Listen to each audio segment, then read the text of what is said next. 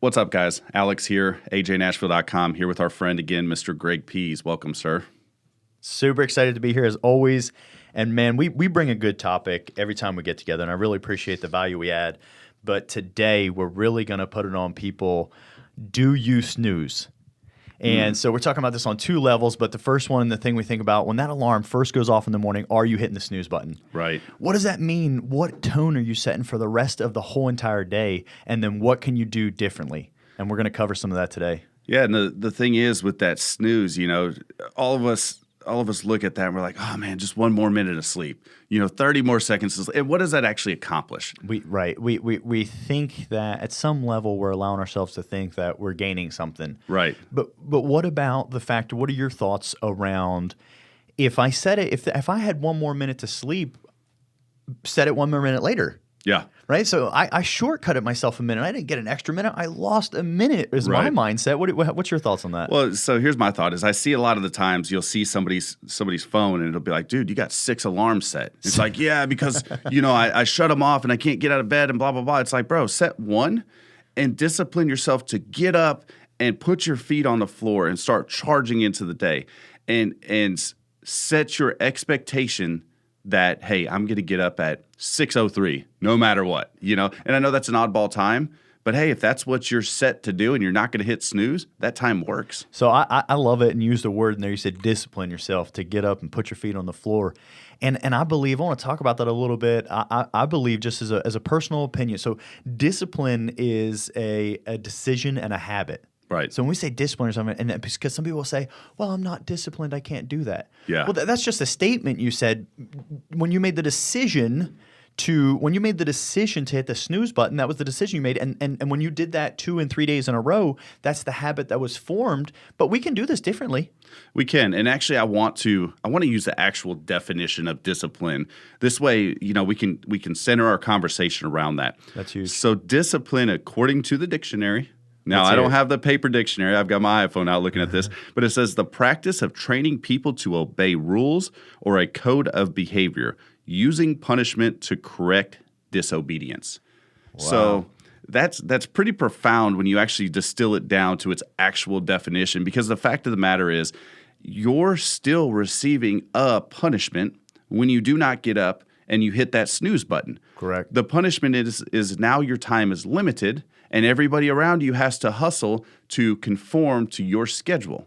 Man, that's huge. That punishment now becomes the tightness of your day. Whereas The rest of the day you're struggling, you're stressed. Right. I mean, the butterfly effect is put into place, well into place, and you're receiving the consequence of not making the decision and the action to put your feet on the floor early in the morning. Right. You're receiving that consequence throughout the day. Exactly. An example of that is I had to go to Discount Tire this morning. I knew I had to meet you at a certain time. I knew I had to get to Discount Tire by a certain time to perform the actions that needed to be done, to make sure I was here by a certain time, to make sure I respected your time. Now, here would have been the consequence or the punishment, as it refers to in that definition. Had I showed up late to our meeting, then I would have disrespected your time, which in turn could have delayed something you were trying to do, which could have created Absolutely. anger and everything else. And so now I'm behind. And what it could have done is pushed everything else on my schedule maybe 10 minutes behind. But 10 minutes compiles throughout the day. What if I needed to be home by 5? Am I shortcutting somebody else that 10 minutes that I shortcutted you at the beginning of the morning? Right. know? And I want to even so when you spoke on that definition, you said correct me if I'm wrong, discipline is the process of. Does that sound like the first couple words? Can you pull it up for us? It does, yes. I'll pull it back up. So the practice of training people to obey rules or a code of behavior. Okay, so the practice of, and code of behavior is your code. I don't get to say what the code is. But when we talk about the practice of, I want to kind of dive back into when people say, I'm not disciplined. Right. Well, what you said is I'm not the practice of or the Right. process of. And you're not right now, but that would be like saying I don't walk. Yeah. Well, as long as you make the decision to not get up and walk, then you don't walk. Right. But the second that you make the decision to get up and move one foot in front of the other, you now walk. Right. So we can start discipline right now.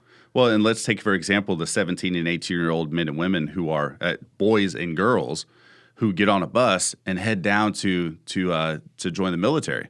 When Absolutely. they enter, there's no discipline. A lot of those kids have some kids walk in there with discipline, but it is built and it is something that is put It's a inside of process. that. It's a process. Yep, It's the PT that you guys get up and do every single morning, 5 a.m. or whatever time it is, doing PT. That becomes the discipline of getting up, not hitting the snooze button. Why don't you hit the snooze button? Because the punishment, with a corrective redirection when you're in that boot camp. But even we at some level we need to give ourselves corrective redirection. right?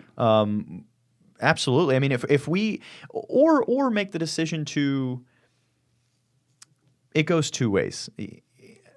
First and foremost, don't set the early alarm that you have to set the snooze button on. First and foremost, set the alarm for the time. Make the proper That you're gonna get up. Make the proper commitment. Right. Okay. So whatever the proper commitment is, stop making improper commitments. You got to get aligned with what's going on. Mm-hmm. And then secondly, you do have to determine, if I don't do this, talk to yourself. This is a conversation for just you and yourself before you go to bed at night. You say, listen, I'm getting up at, I don't care, it's 7:30, 9, 10 o'clock. Maybe you work third shift and you're getting up at noon. Okay. Mm-hmm. So we decide I'm getting up at noon. Before you lay your head on that pillow, that commitment is to yourself, that when that alarm goes up, the feet go on the floor. And if you don't do that, what are you in agreement to yourself to Right. create a corrective measure? Right.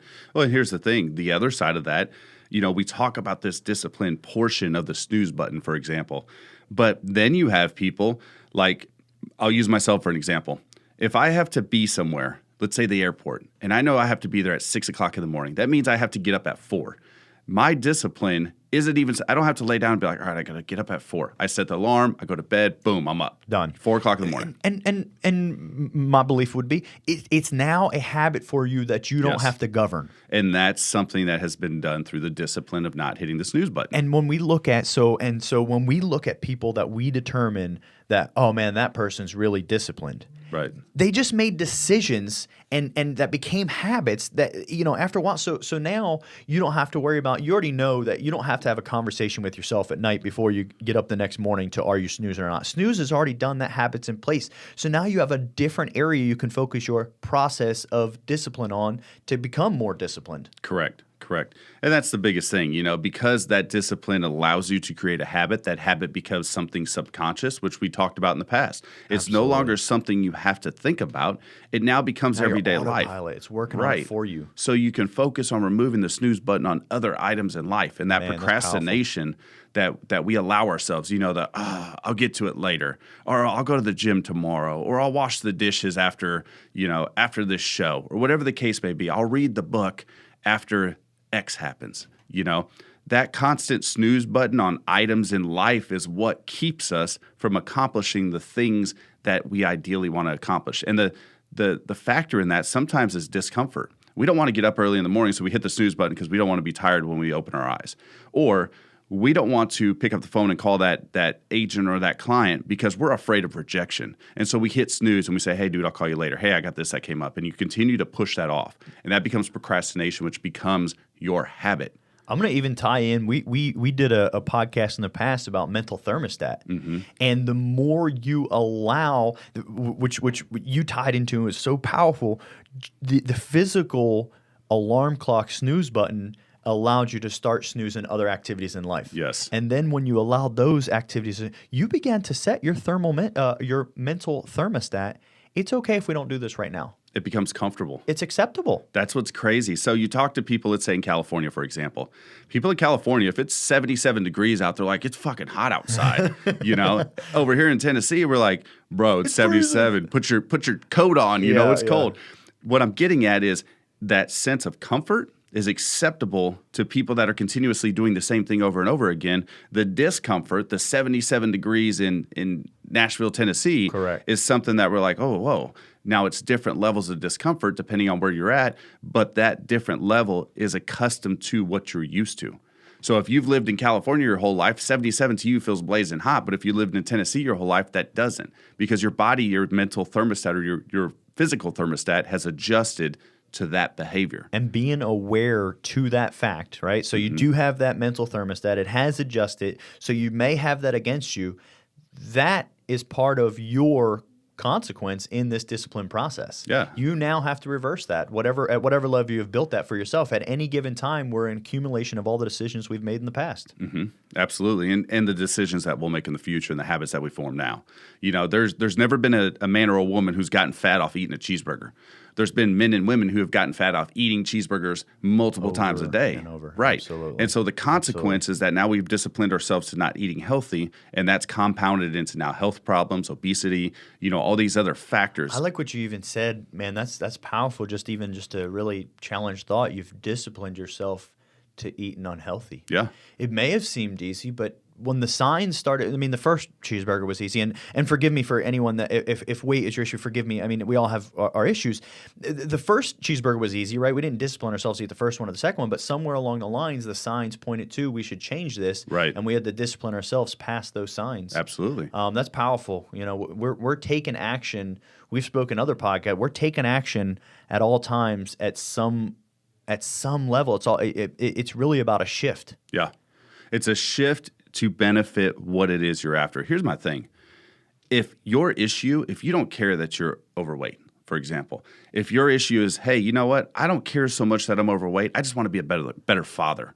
Right, right. That's fine. Eat your cheeseburgers. Do that. But let's tune in on being an example for our children. And then maybe a portion that is eventually the cheeseburgers have to go away, because part of that being that example is also losing some weight and being able to play with the kids and things like that. Self-control, discipline, things like that. And not for the sake, even for the sake of teaching those virtues to our young ones. Right, exactly. Now, the issue with the snooze button, I want to go back to kind of that basis, the core of our topic here.